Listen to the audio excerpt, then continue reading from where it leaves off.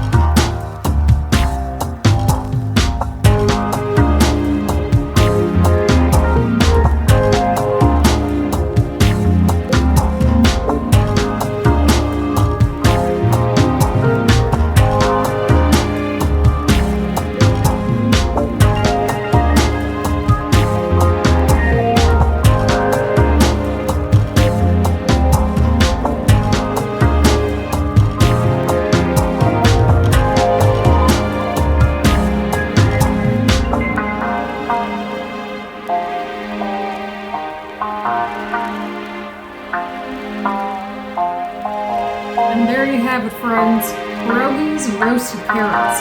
So we're gonna go ahead and try one of these potatoes. Got a little scallion action going on here. Perfect. We're gonna go ahead and get some onion and kielbasa going on as well. Get a little bit of that going on. Wonderful stuff. And then somewhere in here, we're gonna try a pierogi. I think this one was like the broken one at the end. Yeah, this one was the broken one. So we'll try the broken one out. Oh, we got a couple of them. Actually, no, just the one that's broken.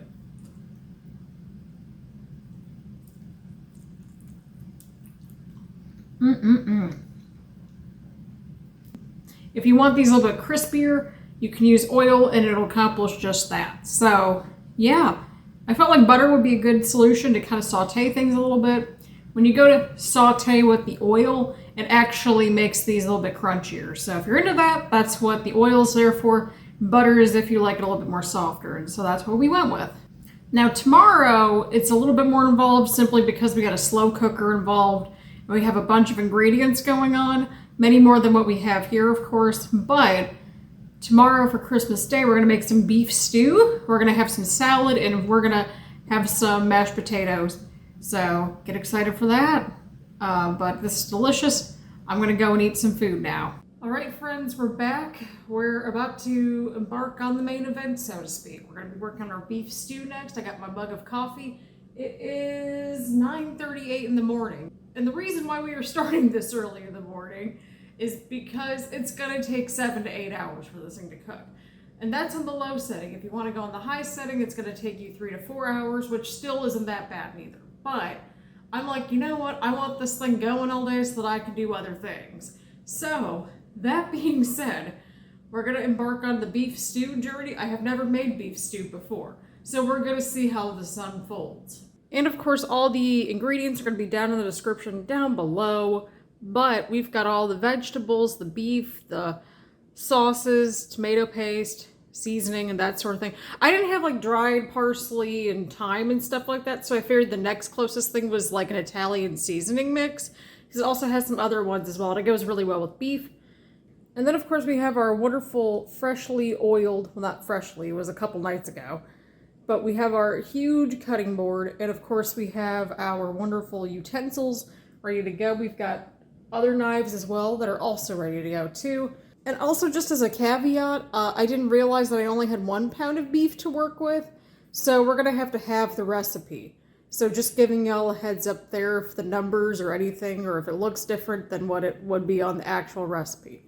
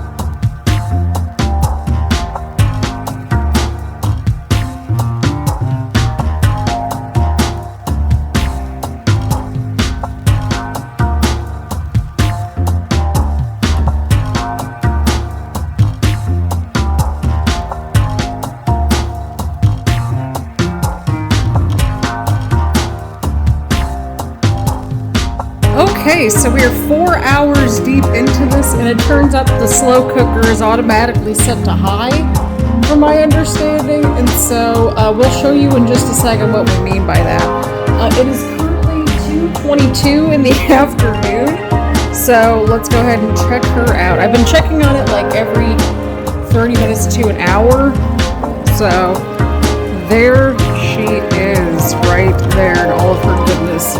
So essentially, I'm convinced that this thing is almost done. So we got to go to the next step, which is whisking in flour with a little bit of the juices from this right here, and then we got to dump that back in and cook it for an additional 30 minutes, so that way everything gets thickened up for the stew. And so we're going to do that in just a second.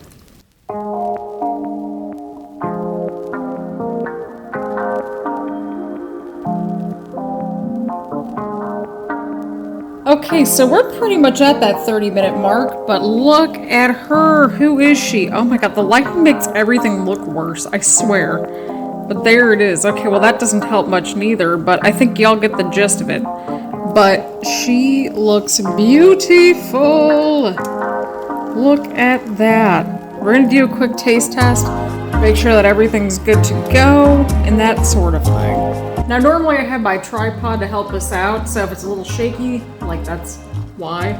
I just didn't feel like putting it on for like only a couple minutes here, but let's get a little bit of everything. Let's get a little bit of meat, potatoes, a carrot should be somewhere. There it is. Ow! Okay, so this is what it looks like on a spoon. We got a little bit of everything on here.